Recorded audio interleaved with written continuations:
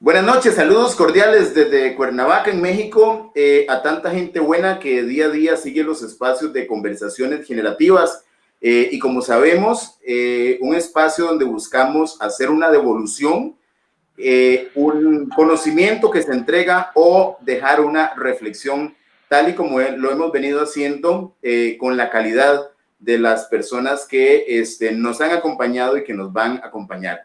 Hemos hablado de todo, de tecnología, de psicología, de educación, también de temas políticos. Recientemente tuvimos a Natalia Díaz, exdiputada y también presidenta de un nuevo partido, y el componente político siempre es un tema que a nivel social llama la atención. Siempre hay un norte, hay una propuesta, y hoy nos acompaña el doctor Fernando Zamora, quien es abogado, especialista en Derecho Constitucional, pero además quien fue el secretario general del Partido Liberación Nacional, un partido del cual Costa Rica tiene una profunda huella en la historia y que continúa en la arena política. Y vamos a hablar de eso, del partido en sí y algunas otras inquietudes que van a ir saliendo conforme avance el conversatorio, pero también si hay inquietudes de la gente que nos acompaña, con mucho gusto vamos a estarlas alternando. Un abrazo y un saludo hasta Costa Rica, doctor. Muchas gracias por tu tiempo. No, un honor siempre participar, Manuel, en su programa y agradecido también por esta oportunidad. Muy bien, don Fernando. El tema principal que nos reúne hoy es el tema de Liberación Nacional. El tema de Liberación Nacional como partido, y para nadie es un secreto que decir Liberación Nacional es hablar de historia, es hablar de logros, es hablar de una huella profunda en la transformación social, pero también es hablar de situaciones que ha enfrentado, como todos los partidos, que donde no han habido tal vez los mejores resultados, donde hay también decepción política. ¿Cómo nos presenta don Fernando hoy a Liberación Nacional, incluso antes de la pandemia? Hemos visto que la pandemia ahora viene y hace que todo sea al calor de la pandemia, pero antes de eso, ¿cómo se presenta Liberación Nacional hoy, después de la derrota a la que conocemos, lo que sucedió y que en algún momento veíamos casi desaparición de partidos en medio de todos estos procesos electorales? Pero ahí está. Y don Fernando, ¿cómo lo definen hoy? Bueno, no, digamos, yo creo que aquí lo mejor que uno puede hacer por el bien del partido es tener una posición autocrítica. Nada peor que tener una actitud, digamos, negacionista de la crisis que está viviendo Liberación Nacional, que es una crisis, al fin y al cabo, digamos que en gran medida propia de todos los grandes partidos en el mundo. Vemos cómo ciertamente esa crisis la vivió el Partido Laborista en Israel, la ha vivido digamos, partidos de mucha tradición como el PRI en México, partidos de una gran tradición como el APRA, los ADECOS en su momento en Venezuela tuvieron también una gran crisis, y yo creo que Liberación no está escapando de esa situación crítica, ¿verdad? Tenemos que ser, digamos, sinceros en esa realidad, en función precisamente de pues lograr el cambio, porque lo primero que se necesita para lograr el cambio es reconocer que se está mal, ¿verdad? Y bueno, yo en ese sentido soy muy crítico, ¿verdad? Soy muy crítico del partido, soy muy crítico de las actuales cabezas del partido, soy muy crítico de la fracción del partido, ¿verdad? De la actitud que ha asumido la fracción del partido, muy crítico. Y pues creo que de alguna forma reconocer los problemas que estamos viviendo como tal, como organización, es lo que primero que todo nos puede permitir el cambio, ¿verdad? Es un poco haciendo una analogía, usted no puede buscar una cura a una enfermedad si antes usted no sabe que tiene una dolencia, que tiene un mal. Si usted teniendo una dolencia, usted le dice a su médico, o se dice a sí mismo que está sano y que usted está perfecto de salud, y nunca va a llegar a ese cambio, ¿verdad? Entonces, yo creo que en ese sentido, sí, es importante o sea, reconocer esa situación. Don Fernando, llevando esto al plano personal, como si estuviéramos hablando en desarrollo humano y crecimiento, creo que una de las mejores herramientas que tenemos las personas o a las que podríamos recurrir, es al autoconocimiento. Una vez que yo identifico lo que tengo, cómo soy, cómo funciono, tengo información clara para tomar decisiones. ¿Es consciente la cúpula del partido y quienes lo integran de esa realidad, de esa misma autocrítica suya, trasladada a decisiones? Porque cuando usted me dice, me parece muy valioso el tema del ser autocrítico como partido, como organización. Aquí no es un tema de satanizar a los partidos, porque yo creo que todas las organizaciones pueden fallar y todas tienen grandes aciertos. Pero ahora sí, está la información. ¿Qué decisiones se están tomando con esa información de cara no solamente a un rediseño, sino de cara a una propuesta, sabiendo cuál es la percepción y la apatía política hoy en general a los partidos? Sí, bueno, básicamente siento que digamos, la cúpula de poder, y cuando me refiero a la cúpula, no necesariamente a la gente que técnicamente y teóricamente ocupa una posición de responsabilidad en el partido. De hecho, creo que la vicepresidenta del partido es una mujer de buena, de buena voluntad, sino más que eso, la gente que está controlando, digamos, la que controla las estructuras del partido de poder, los ex candidatos, algunos incluso, algunas figuras así de poder tradicional en el partido, creo que no son del todo conscientes, o tal vez sí lo son, sí son conscientes, pero no quieren reconocer esa crisis, porque si reconocen esa crisis, obviamente, de alguna u otra forma se están auto o se están culpando a sí mismos de esa situación, porque obviamente, pues, si el partido está en crisis, esencialmente es una crisis derivada de la forma en que está siendo manejada por quienes toman el control del partido, ¿no? O por No quienes debe han ser, tomado el control del partido en este momento y en los últimos años. claro, no debe ser fácil, siendo exsecretario general, una afirmación tan, podríamos decir, objetiva, como decíamos, el tema de la autocrítica puede construir y llevar a grandes decisiones. Una posición como estas, hay aliados en esta posición dentro de Liberación Nacional, donde no podemos generalizar, como en ningún lugar ni en ninguna organización, diciendo todo es malo, pero hay aliados, hay una nueva fuerza.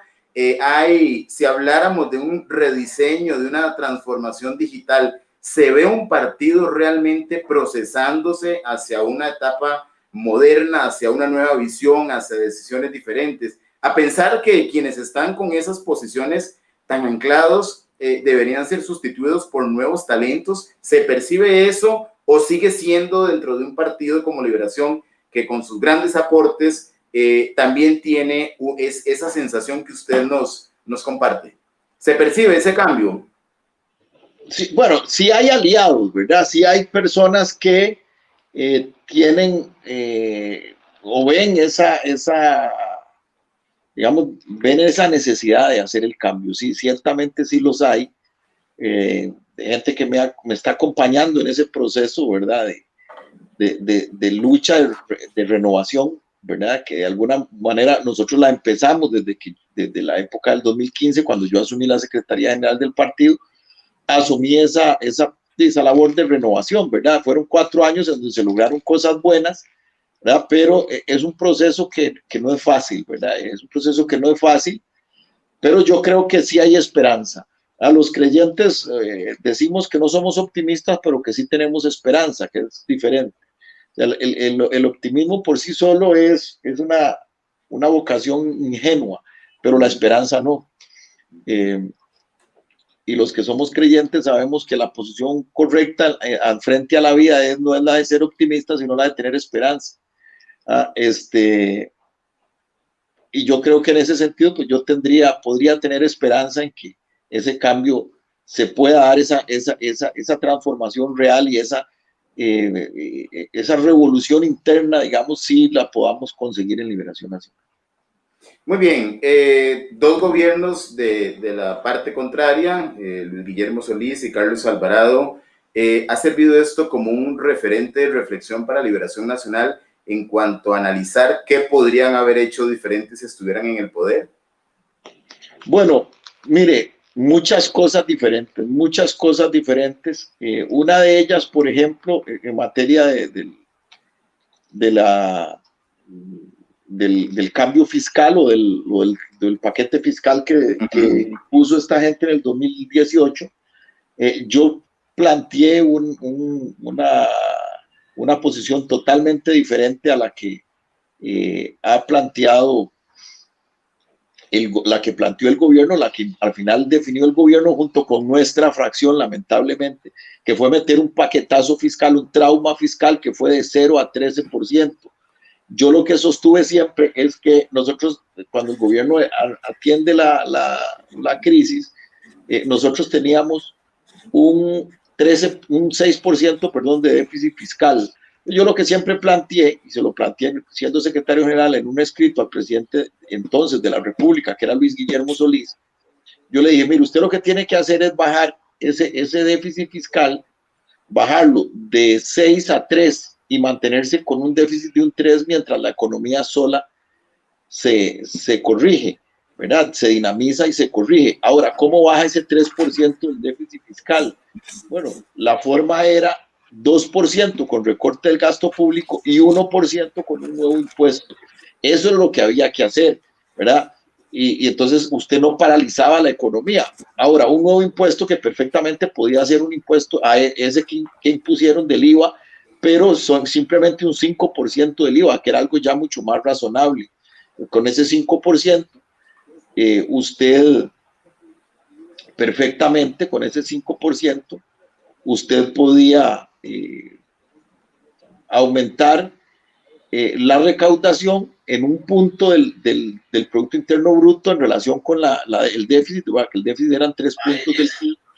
Entonces, usted aumentaba en un punto y bajaba el gasto público en 2 puntos del Producto Interno Bruto. Entonces, bajando esos 2 puntos y además de bajarle esos 2 puntos con recorte del gasto, bajabas un punto con un nuevo impuesto razonable que incluso podía ser hasta temporal. Vos bajas el déficit fiscal al 3% y perfectamente hubiese el gobierno hubiese podido caminar sin destruir la economía. Pero bueno, yo advertí que de no hacerse así van a destruir la economía, que fue lo que hicieron. Destruyeron la economía y llegó un punto en que el desempleo llegó casi al 16% antes de la pandemia. Antes de la pandemia, al 16%, ¿verdad? Y le voy a dar otro ejemplo. Uno de los bancos importantes del país, por ejemplo, tenía solo en el mes de diciembre del 2019, oiga lo que estoy diciendo, en el mes de diciembre del 2019, tenía toda la mora del año 2018. O sea, digamos que en el 2018 se acumularon, qué sé yo, 3,000 casos para ese banco, a 3,000 casos de cobro judicial. Bueno, solo en diciembre del 2019, antes de la pandemia, ya se había juntado ese mismo porcentaje de 3,000 casos. Incluso creo que esas eran las cifras, 3,000 casos, 3,500 casos por ahí en todo el 2018 y solo en diciembre del 2019 ya se habían juntado los 3,500 casos, lo que reflejaba era que la economía había colapsado por el paquetazo fiscal, porque usted no lleva un impuesto de 0 a 13, ¿verdad? Ellos crearon el IVA como un impuesto nuevo, porque aquí lo que existía antes era el impuesto de ventas nada más, pero el impuesto de venta fue creciendo gradualmente, fue de 0 a 5, después de 5 a 8, de 8 a 13. Pero aquí lo fueron llevando, el IVA lo crearon y lo crearon de 0 a 13, ¿pero qué es esa barbaridad? Eso es una barbaridad, algo absurdo, algo insensato, que obviamente representó un shock para la economía muy, muy grave, ¿verdad? Y eso, pues eso en realidad es lo que hemos estado viviendo en el último año. Don Fernando, fracciones legislativas que deberían ser voceras de los principios ideológicos de un partido. ¿Qué sucede? ¿Se transforman? ¿Los conquistan? ¿Qué es lo que pasa? Lo decía usted al principio y cuestionaba también en algunos casos el tema legislativo. ¿Se divorcian? ¿Lo logré? ¿Ya soy diputado? ¿Me olvido de los principios ideológicos? Aquí ha pasado algo muy grave, y es que, y eso es una crisis no solo del general del país, ¿verdad? Y de la cultura nacional y de la cultura de lo que llamaba Bauman las sociedades líquidas, ¿verdad? Y es que la decadencia de la cultura, por lo que Sigmund Bauman llamaba las sociedades líquidas, o Vargas Llosa llamaba la civilización del espectáculo. En realidad, esa decadencia de la cultura ha hecho que los políticos en gran medida hayan perdido el sentido esencial de la política. ¿Cuál es el sentido esencial del patriotismo? O sea, si usted no está en política por sus convicciones, que son lo que lo llevan a la actividad patriótica, ¿verdad? Usted no tiene ningún sentido la actividad política. Y vemos que hay mucha gente que se ha involucrado en política por negocios, porque si se involucran en política tienen acceso a altos recursos.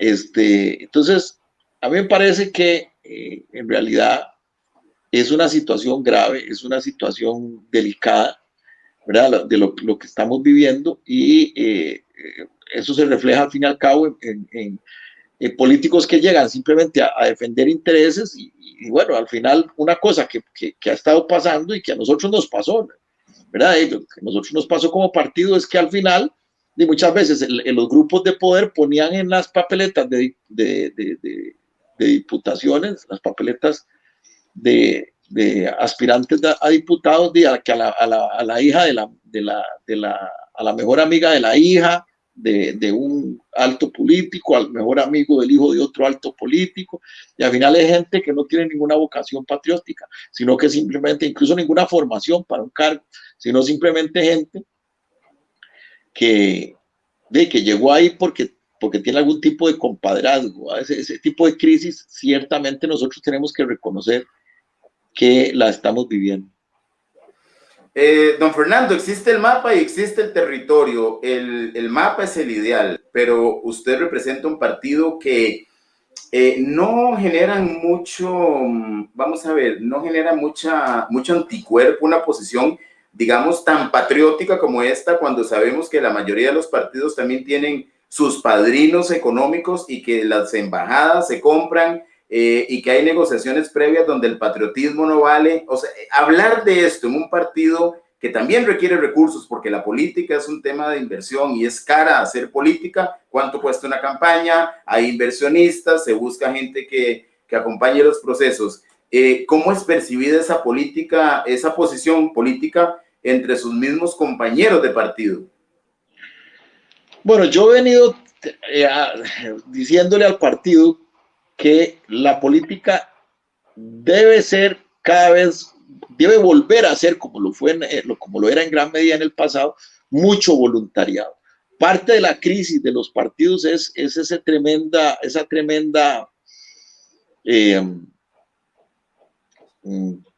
tendencia gravísima qué sé yo, de pagarle a la gente para que ayude, de pagar, de hacer altas inversiones en propaganda. Yo creo que eso es peligroso. Hay que volver a la convicción, hay que volver al voluntariado, o sea, la gente que por amor a las ideas y a las convicciones de ese partido colaboraba sin cobrar, sin que necesariamente se le diera toda la propaganda de paga, sino muchas veces la gente hasta en su mismo voluntariado hacía las banderas, hacía la propaganda, buscaba formas de financiar por medio del financiamiento popular. Eso es lo que permite que un partido pueda llegar con la menor cantidad de ataduras y de lazos posible. Muy bien, es un tema de patriotismo. Yo recuerdo siendo niño cuando nos levantábamos y nos poníamos la camiseta y todo era un tema de voluntariado. Ahora resulta que el tema es económico y con un montón de cuestionamientos de por medio en el mismo día del proceso electoral, con un despilfarro de recursos que al final vienen a ser recursos de los mismos, pues de los mismos ciudadanos a través de la deuda política. ¿Qué se está haciendo para contrarrestar esa percepción que afuera es parte de? Y le quiero comentar, cuando hacemos estos espacios, generalmente invito a través de diferentes medios y a través de WhatsApp, le quiero compartir porque para mí es muy valioso, como usted lo decía, qué importante escuchar, en este caso, al cliente que dice, ustedes no sirven o ustedes se sirven, porque adentro los gerentes de la empresa pueden seguir soñando que están haciendo la maravilla del siglo y que van a ganar cuando en realidad se pueden llevar una sorpresa. Me decía un honorable médico hoy, fue, y para mí esto es un tema muy objetivo, me decía, literalmente me pone, no soy liberacionista, pero es mejor oír a todos, que no nos engañen otra vez. Cuando hablamos de una realidad que usted hoy acepta, aborda desde esa autocriticidad dentro de un partido, de un voluntariado, del tema ético, del tema patriótico, quien llega a ocupar una curul legislativa que tenga competencias en muchas áreas que hoy lamentablemente no vemos en muchos de los que ocupan un espacio en la Asamblea Legislativa y el primer poder de la República, y a veces son más bien referentes de comportamientos que no son enseñanza para la sociedad. ¿Qué se hace? ¿Qué se está planteando para un pensamiento como este? Un honorable médico que hoy me dice eso, y en realidad es una realidad. Esa realidad puede estar multiplicada por muchas otras personas. ¿Están conscientes los partidos de estas posiciones? Bueno, ¿qué hacer frente a esa realidad? Mire, los partidos, vamos a ver, los partidos como fuerzas vivas muchas veces son, digamos, presas de sus mismas circunstancias. Y a veces esas circunstancias dependen mucho también de los procesos generacionales de los partidos. O sea, los partidos un poco, voy a poner una analogía para que la gente que tal vez no es tan conocedora de la política me entienda. Los partidos les pasa algo muy similar con las selecciones de fútbol o los equipos de fútbol. Yo no sé si, bueno, para que, ojalá que aquí muchos de los que me estén viendo, pues sí entiendan y les guste el fútbol, pero creo que la mayoría de la gente conoce un poco más, entiende un poco más de fútbol y de selecciones que de partidos políticos, entonces por eso uso la analogía, el ejemplo. En los equipos de fútbol, las selecciones o los equipos de fútbol usualmente están jugando muy bien porque tienen un conjunto de jugadores que se fueron desarrollando y llegaron a su máximo potencial y a su máximo desarrollo. Entonces llega un punto en que cuando esa generación de jugadores que tal vez muchas veces tienen la misma edad y que han venido jugando juntos o son contemporáneos, están en su pico, ¿verdad? Generacional, y cuando son todos los que están y que han crecido y llegaron y juegan muy bien, ¿verdad? Están como dicen, en la cresta de la hora, en lo mejor de su rendimiento. Ese equipo como tal que se ha desarrollado con esa generación de futbolistas va a jugar muy bien. Y por lo general esos son los que logran ser campeones o los que logran llegar muy alto en una competencia deportiva. Digamos, en el caso de Costa Rica, el ejemplo para los ticos que me están oyendo, ¿verdad? De la selección nacional de fútbol del 2014, Era una generación donde tenía un conjunto o sea, tuvo la suerte, porque a veces eso es suerte, de tener un conjunto de jugadores muy buenos los jugadores, y que además de que eran muy buenos, en el momento en que les tocó llegar a ese mundial, el del Brasil 2014, todos estaban en el pico de su rendimiento, ¿verdad? Con una edad perfecta, y entonces ahí estaba, qué sé yo, para que la gente me entienda, que Keylor Navas y Brian Ruiz, que eran más o menos en su pico de rendimiento, y que el Campbell, y que Gamboa, y en fin, estaban todos como en un pico de rendimiento, y además era una generación muy buena de futbolistas. Bueno, igual sucede con la política, ¿verdad? Igual sucede con la política, ¿verdad? Muchas veces los partidos tienen generaciones de políticos muy buenas, ¿verdad? Que están en su cresta, que además tiene la suerte ese partido de tener buenos políticos, ¿verdad? Y que llegan ahí, y muchas veces esos políticos tienden a llegar irrumpiendo el poder de los anteriores, de los viejos, como dicen. Eh, este, y la generación vieja ya no rinda igual. Bueno, igual sucede. Entonces, en el caso de Liberación es probable que digamos, venimos un grupo nuevo de políticos, digamos, luchando contra políticos de una generación mayor que ahora tienen 60 o más años, ¿verdad? Y que están ahí anquilosados, expresidentes que quieren volver a ser candidatos, candidatos que han sido 3, 4 veces candidatos o precandidatos del partido y que quieren seguir siendo precandidatos del partido. Entonces, que ya son generaciones que cumplieron su ciclo, pero que insisten con una codicia malsana del poder, y que entonces muchas veces, digamos, bloquean el ascenso de políticos que podemos ofertarle al electorado y al país una opción diferente. Bueno, a mí me tocó luchar para llegar a la Secretaría General contra los grupos de poder establecidos en Liberación, ¿verdad? Bueno, ha sido un proceso que no ha sido fácil, ¿verdad? No hemos logrado todavía la renovación completa, pero ese ejemplo, digamos, que yo acabo de dar, ejemplo, esa ilustración que yo acabo de dar, ejemplifica muy bien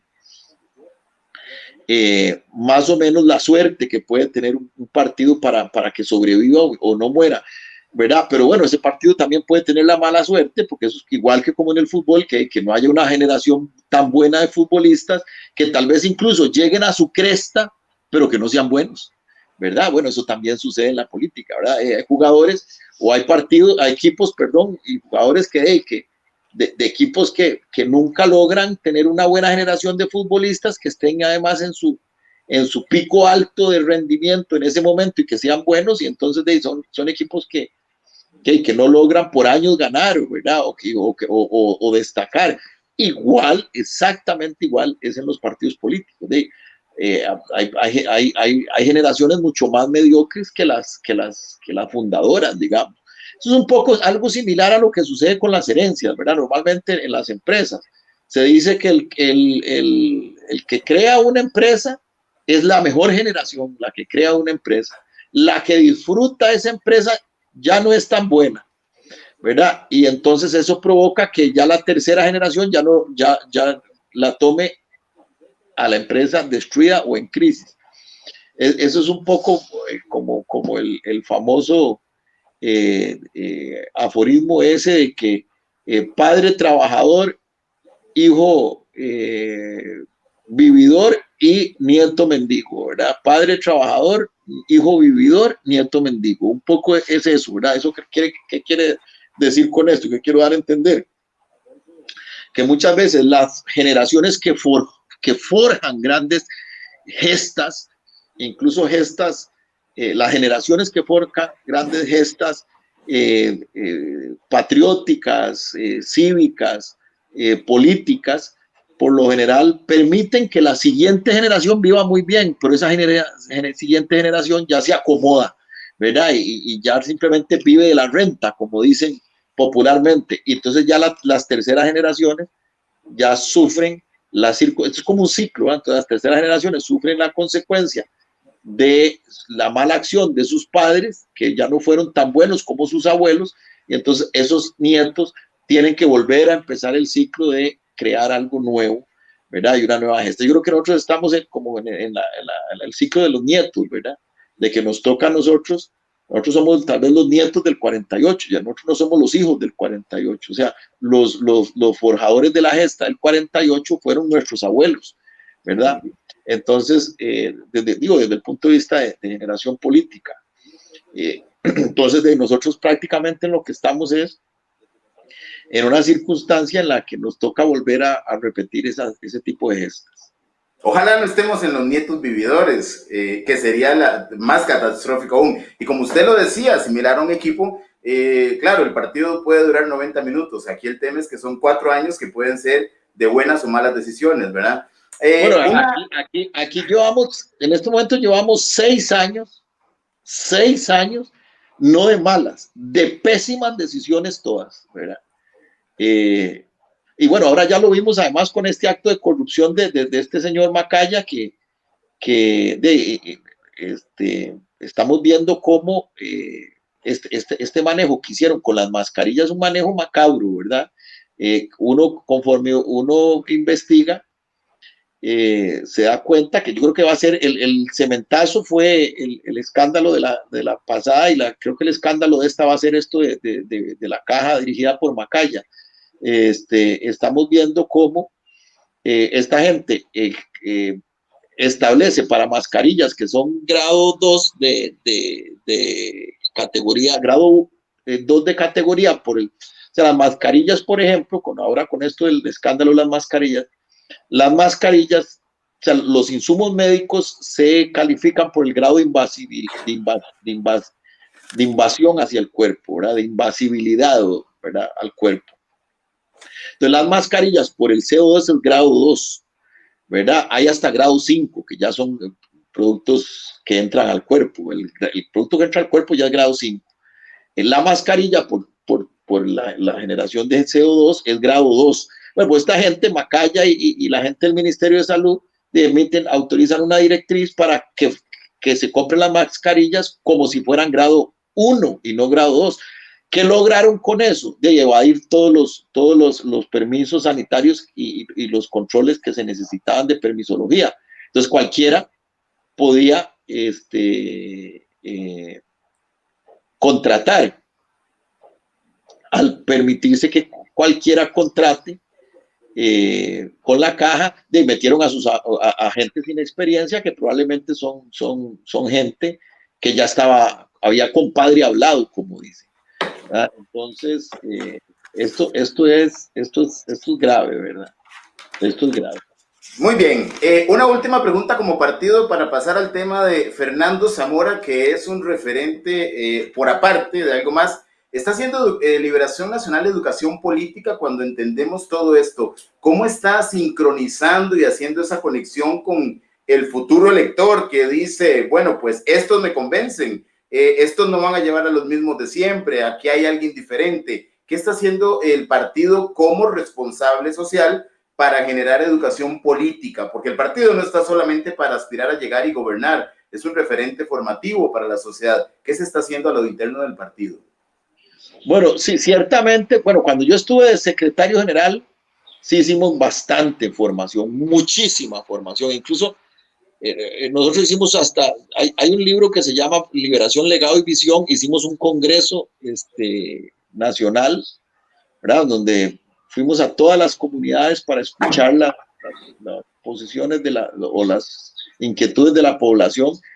Hicimos, bueno, de ese congreso nacional emitimos un libro que eran las conclusiones del congreso. Y después, además, hicimos un libro que se llamaba también Legado y Visión, en donde nosotros desarrollábamos toda digamos, el análisis de la historia del partido y el análisis de la visión a futuro del partido. Hicimos un documental, incluso, que ese documental lo pueden ver, la gente lo puede ver en las redes, creo que está en YouTube, que se llamaba Liberación, Orgullo de la Patria. Así lo pueden buscar. Ustedes ponen en YouTube Liberación, Orgullo de la Patria y les sale un documental de un gran profesionalismo, un gran documental, muy bien hecho, ¿verdad? Con toda la historia y la visión de futuro del partido. Entonces, eso de alguna forma fue una labor muy intensa, el Congreso, toda esa producción bibliográfica, muchos encuentros de capacitación, muchísimas actividades de capacitación. Eso fue durante la gestión de este servidor y del presidente Patón, que era el presidente del partido. Ahora, bueno, no podría yo asegurarle, yo soy muy crítico con lo que está pasando y como tal me parece que las cosas se están haciendo no del todo bien y el campo de la capacitación es un campo en el que en estos momentos también hay una situación crítica en el partido, pero en fin, eso es lo menos grave en este momento, ¿verdad? Que es algo grave, pero no es lo menos grave. Muy bien, Fernando Zamora, cuando hablo de Fernando Zamora con diferentes personas, de manera automática me dicen precandidato de Liberación Nacional. Don Fernando, le quisiera preguntar algunos temas en función de que usted decidiese ser precandidato, candidato y eventual presidente.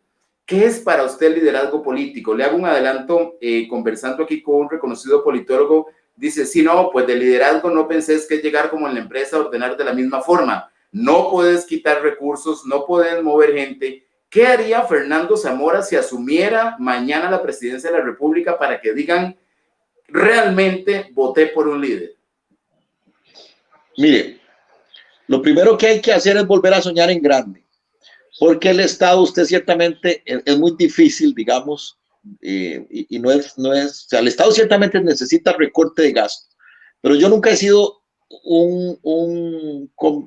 nunca que, no he sido un convencido de que la mejor forma de recortar sea despidiendo gente, más en momentos como este, en donde la gente, detrás de un despido hay una familia en drama. ¿Verdad? Entonces, por eso yo soy muy crítico de todo lo que está haciendo esta gente de Macaya y de Salas, ¿verdad?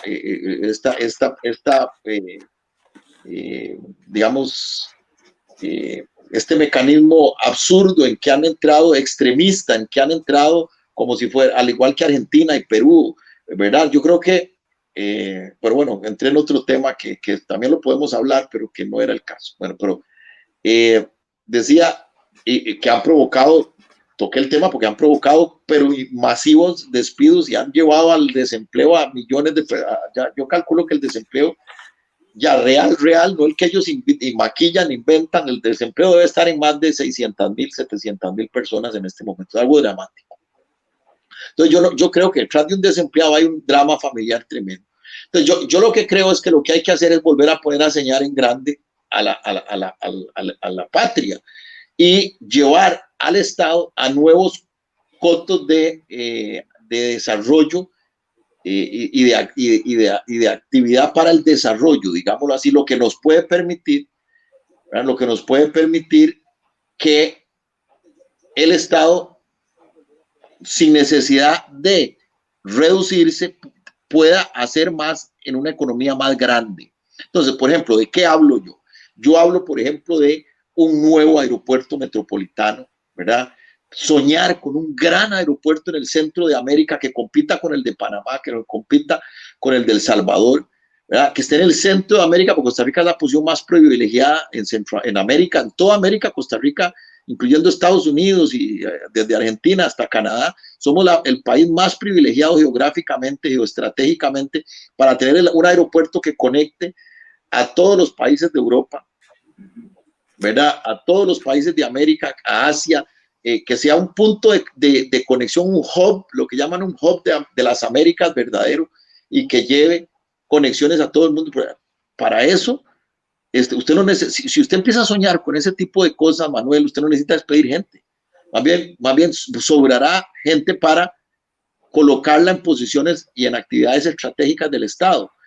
Si usted sueña con un canal seco interoceánico para trasladar mercaderías de un océano a otro, ¿verdad? Establecer un puerto en Coajiniquil o en Bahía de Santa Elena, en el norte de Guanacaste, y ampliar el puerto del Caribe que ya tenemos y el derecho de vía que ya existe, hacer líneas férreas ahí para empezar a ofrecer llevar mercaderías de un punto a otro de ambos océanos, de costa a costa. Pensar en un aeropuerto en la zona sur, por ejemplo. Pensar en reducir los plazos para que zonas francas puedan instalarse. Y entonces decir, si una zona franca ahora, ¿por qué casi este país no hay inversión? Y porque aquí instalar una zona franca puede durar infinidad de tiempo, una aprobación de una zona franca. Si usted establece normativas para que no dure una zona franca más de 4 o 5 meses en instalarse. Hablemos, por ejemplo, de empezar o de abrir la importación de gas natural, ¿verdad? Para minimizar el costo de las energías vehiculares, ¿verdad?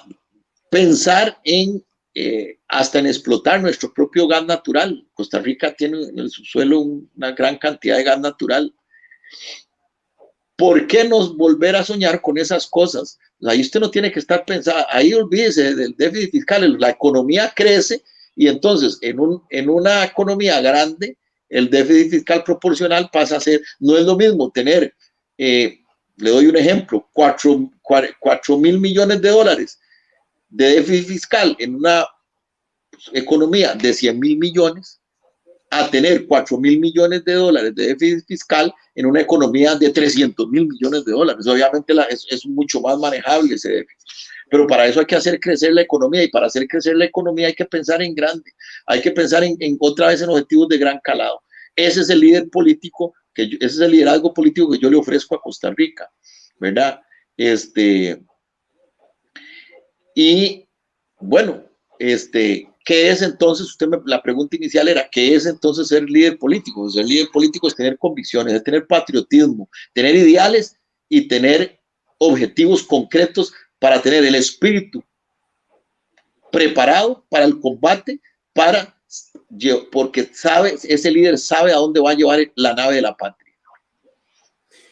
Muy bien, otros temas, voy a tocar algunos temas que son pues inherentes al interés común y que son muy vulnerables para la gente. Los hemos tocado con otros invitados también. El tema de la salud, y lo quiero asociar hoy particularmente cuando a la gente se le toca el tema político, pues siempre hay reacciones. Usted sabe que es algo que está por ahí latente.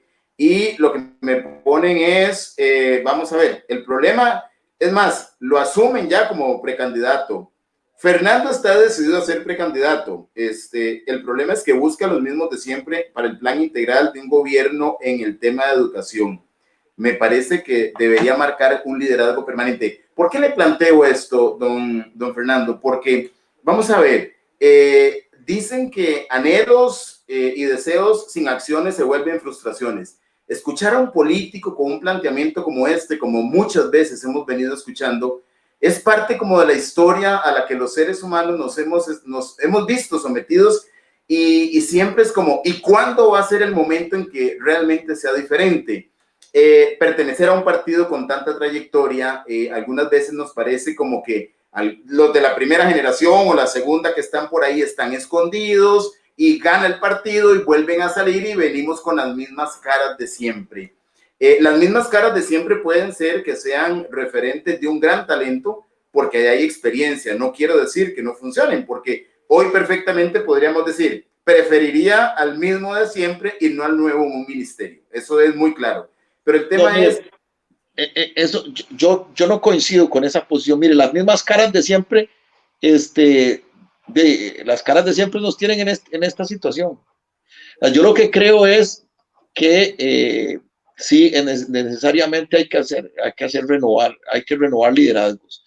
Hay que renovar liderazgos. Lo que pasa es que en alguna medida el líder solo en el momento en que llega a la cancha a jugar, como volviendo al punto del ejemplo o el símil o de la analogía, es cuando se sabe la capacidad que tiene. Pero o sea, nosotros no podemos creer en que incluso, por ejemplo, hacer una renovación al interno de Liberación Nacional es lo que yo manifesté, que era casi que un mandato urgente, ¿verdad?, de la historia en este momento. O sea, es indispensable ese cambio, ¿verdad?, porque precisamente los que en el pasado estuvieron, de alguna u otra forma, No cumplieron, no solo cumplieron su ciclo con sus buenas y malas acciones, ¿verdad? Sino que de alguna u otra forma, de alguna u otra forma, han puesto su grano de arena en esta crisis, en haber provocado esta crisis. Entonces, yo creo que es un momento en donde definitivamente no podemos volver la mirada atrás y empezar a pensar en las mismas figuras de siempre. Ahí yo estoy totalmente con esa posición.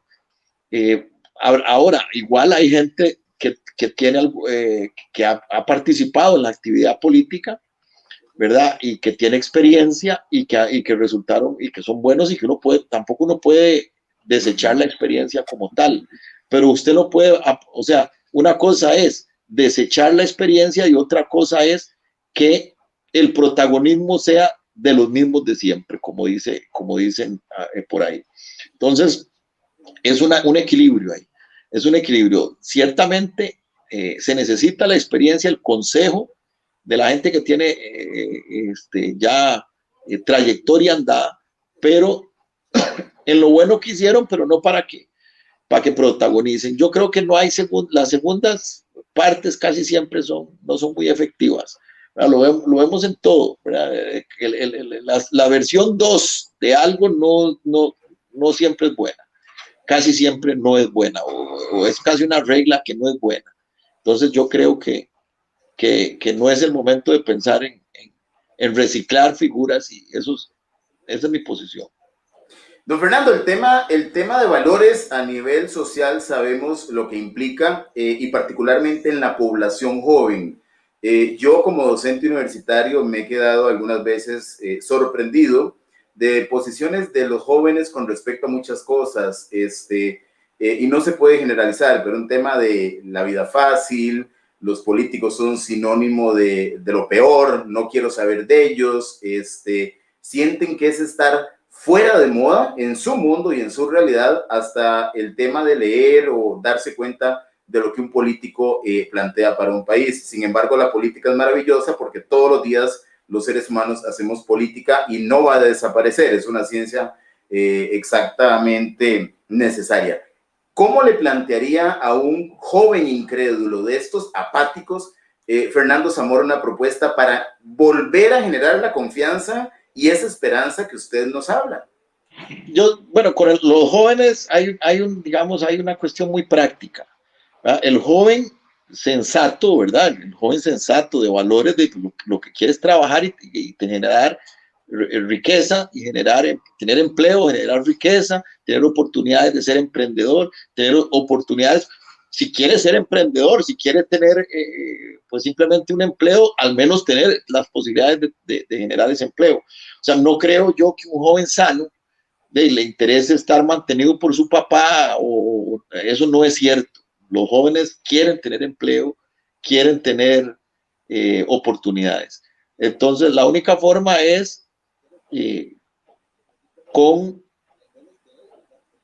proyectos y con obra de gran calado, con ideales de gran calado, cosas como las que ya más o menos, pues la idea creo que no es repetirlas, pero como cosas como las que planteé, que pueden llevar a Costa Rica a un grado superior de desarrollo a través de cambios radicales en todas las áreas de su actividad socioeconómica. Entonces, ¿a qué le interesa a un joven? Empleo. Bueno, ¿y cómo se logra empleo? Bueno, con proyectos como un canal seco, con un aeropuerto, un gran aeropuerto continental en el centro de América, con un aeropuerto en la zona sur que desarrolle el sur del país, con un aeropuerto, perdón, con con la explotación de nuestro propio gas natural para salir de la dependencia petrolera estricta, en fin, con cosas de ese tipo que son prácticas, que son cosas muy concretas y que le pueden dar al joven lo que el joven necesita, ¿verdad? Con crédito a través del desarrollo de las torres, ¿verdad? Crédito especial para los jóvenes que quieran adquirir, por ejemplo, en torres. Yo tengo una propuesta en ese sentido. Entonces, ese tipo de propuestas concretas, prácticas, realizables, eso es lo que la juventud por lo que debe decantarse, ¿verdad? Yo creo que la mayoría de los jóvenes son muy sensatos en eso. Don Fernando, retornando al tema anterior, educación, sabemos qué está sucediendo y con la educación podemos transformar el pensamiento de una sociedad. ¿Cuál es la propuesta del doctor Zamora? En materia educativa, yo he venido hablando de la necesidad de adecuarse a una gran transformación que va a ocurrir en ese campo. Y que está muy asociado al hecho de que Costa Rica se pueda convertir en un gran, yo le llamo un clúster, una zona ojalá establecer incluso zonas francas educativas en donde, que además la digitalización también lo puede permitir en gran manera, donde se puedan instalar en nuestro país universidad, abrir el mundo, abrir a Costa Rica al mundo en materia educativa para que por vía virtual Costa Rica también pueda recibir el mercado de los mejores colegios, de las mejores universidades, ¿verdad? A través de un concepto de zona franca, elevar ese concepto de zona franca exportadora también a el clúster educativo, como lo están haciendo muchos países en desarrollo. Eso permitiría, y sobre todo, repito, desde la perspectiva virtual, el mundo virtual de hoy puede facilitar en gran medida eso, porque yo creo que la educación se va a abaratar mucho. Hoy creo que las universidades del futuro se van a virtualizar muchísimo y eso les va a permitir mucho ahorro en infraestructura y eso les va a permitir que universidades muy buenas con profesores muy buenos sean universidades de no un alto costo, ¿verdad? Entonces, traer ese mundo a Costa Rica, ese es mi sueño en ese campo educativo, ¿verdad? Ese es mi sueño en ese campo educativo. Y además otro aspecto importante es entender que el educador es el soldado número uno de la cultura. El problema de Costa Rica en este momento, más que incluso el sanitario, yo digo que el problema más grave que estamos nosotros teniendo es un problema cultural. La peor crisis que puede tener una sociedad es la crisis cultural. Y los maestros, ¿verdad? Son los soldados de primera línea en esa batalla. Muy bien. Hay alta inversión en educación y los resultados en algunos casos no siguen siendo mejores. ¿Sí estamos de acuerdo en eso? Temas de formación docente, temas de cobertura tecnológica.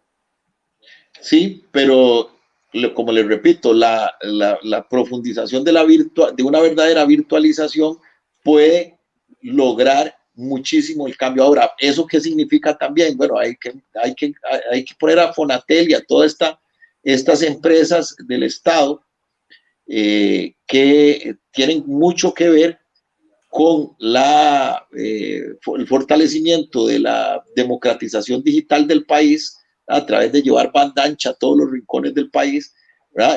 Tienen muchos recursos para eso, hay ociosos. Hay que poner a esas entidades públicas a una segunda gran revolución como la que le hizo el ICE en los años 50, que llevó la energía, la luz eléctrica a todos los rincones del país y el teléfono electrificó y llevó telecomunicación a todos los rincones del país. Bueno, igual hay que hacer ahora con la digitalización. Hay que llevar el internet de banda ancha, buen internet, a todos los rincones de la geografía nacional y tratar en la medida de lo posible de democratizar además las herramientas tecnológicas, ¿verdad? El software libre y ese tipo de cosas que permitan a los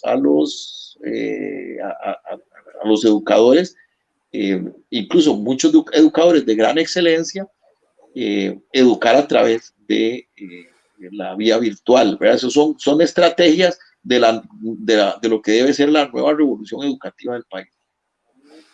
Uno de los temas que usted tocó anteriormente que tiene que ver con su criterio sobre las decisiones que está tomando la Caja. La Caja ha sido históricamente el baluarte de esa inversión social y que viene representando todo para los costarricenses desde la seguridad social, que ha tenido fondos, se ha dicho que es la caja chica del Estado. Hoy la vemos con todo lo que significa el endeudamiento, el tema patronal, pero básicamente al final la propuesta de un político, además de toda la parte técnica y todo el enlace de ideas, el ciudadano común lo que quiere es el resultado final. El ciudadano común lo que quiere es un resultado maravilloso en el servicio como cliente de la caja.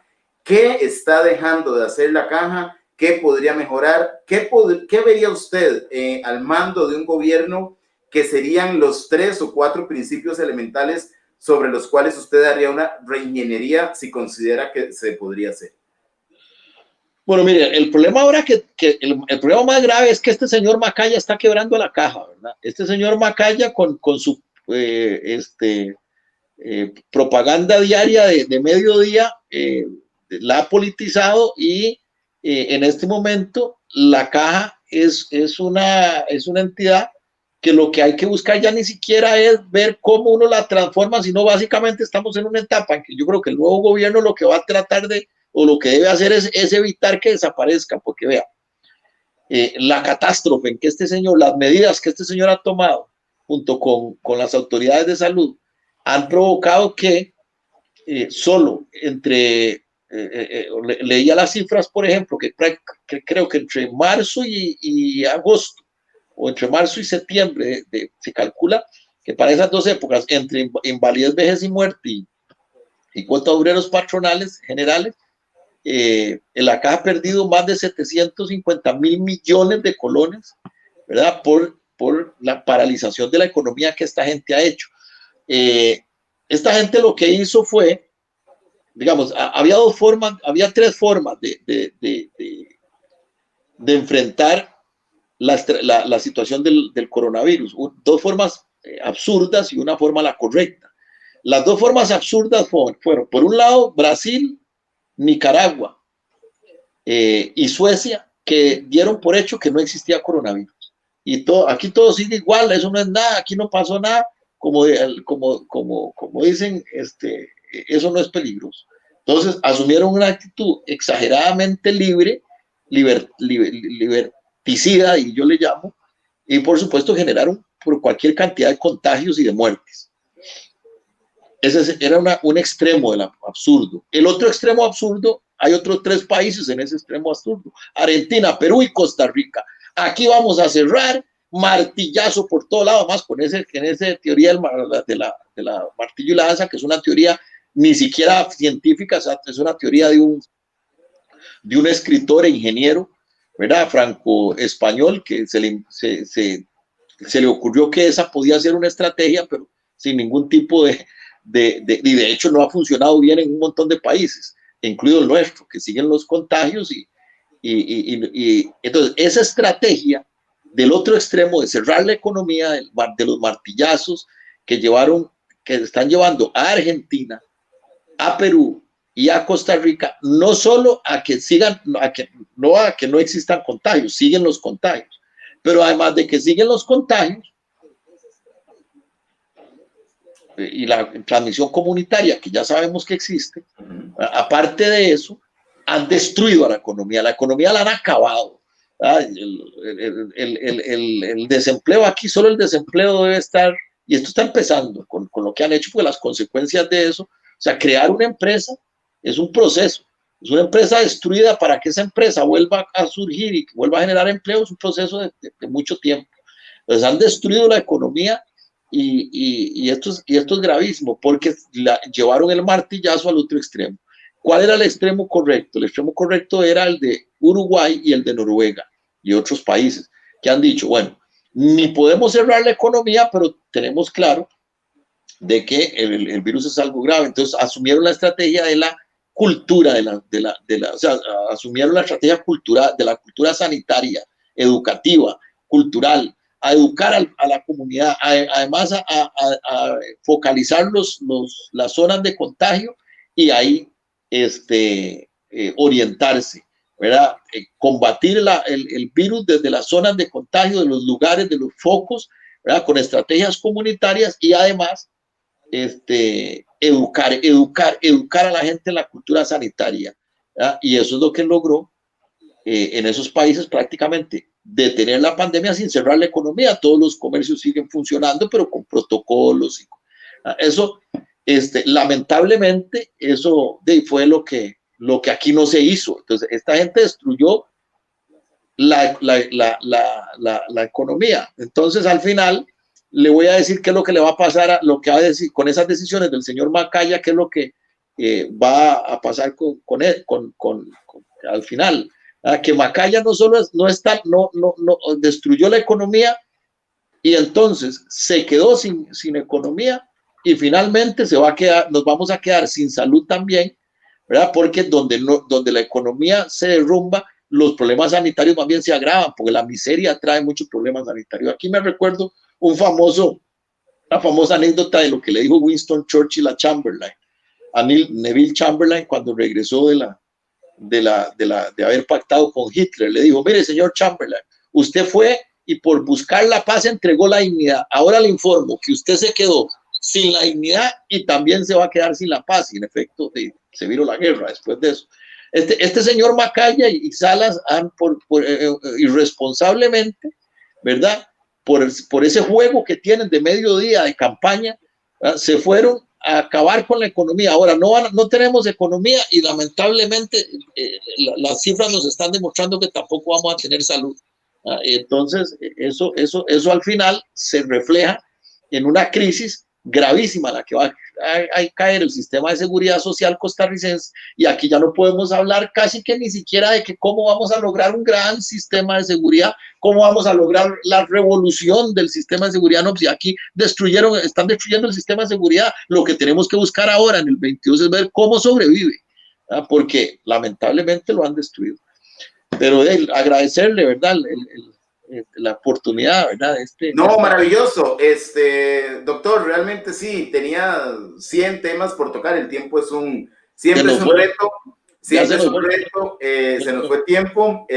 Realmente el tema de salud va a seguir siendo un tema muy vulnerable, no solamente ahora, sino antes de pandemia, con la calidad de los servicios de la caja, que hay ahí ciertos cuestionamientos en cuanto a mucha calidad, porque sabemos qué provee, pero también qué está dejando de hacer. La última pregunta, doctor. Sí, es cierto que la pandemia marca un norte diferente. 3 retos que usted visualizaría en una gestión gubernamental, tomando en cuenta el contexto actual, que probablemente se va a extender en consecuencias en temas de desarrollo social y económico. Bueno, es que decir que 3 retos o sea, Costa Rica solo tiene... 3, son muchos. Los 3 primeros donde usted apostaría. Son mil retos. Bueno, el tema, los 3 retos fundamentales a los que yo anunciaría, ¿verdad? Sí. Los que yo anunciaría el 8 de mayo, yo si fuera el presidente el 8 de mayo del 22, yo anunciaría, bueno, uno fundamental, ahí mismo anuncio la creación o el inicio del proceso de creación del aeropuerto intercontinental más grande del centro de América, el más grande del centro de América y uno de los más grandes de América. Ahí llevo un reto enorme. El desarrollo de un puerto todavía más grande en Limón del que ya hay ahí en APM Terminals, y el desarrollo de un gran puerto en el norte de Guanacaste para conectar los 2 océanos. Ahí llevo un segundo gran reto.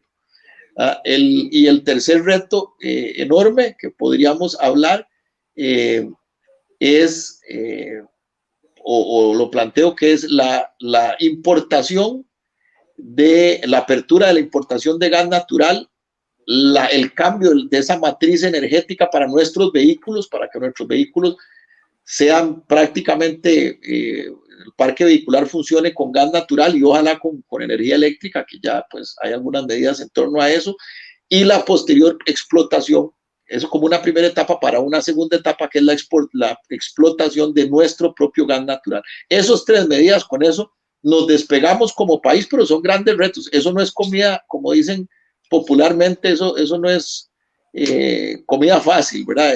Simplemente de hacer algo como soplar y hacer botellas. Son tres grandes retos que si logramos esas tres cosas, hacemos el cambio de la reactivación, no de la economía, eso no es de reactivación, eso es de la reactivación del desarrollo, y de generar pues cantidades ingentes de empleo y de dinamizar toda la actividad económica también, ¿verdad? Como consecuencia, pero como una consecuencia, ¿no? O sea, uno no puede pensar que vamos a reactivar la economía, es que la reactivación de la economía no es un fin en sí mismo, el fin tiene que ser el desarrollo.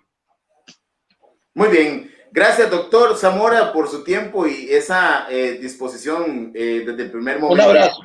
Igual, muchísimas bendiciones, buenas noches. Buenas noches.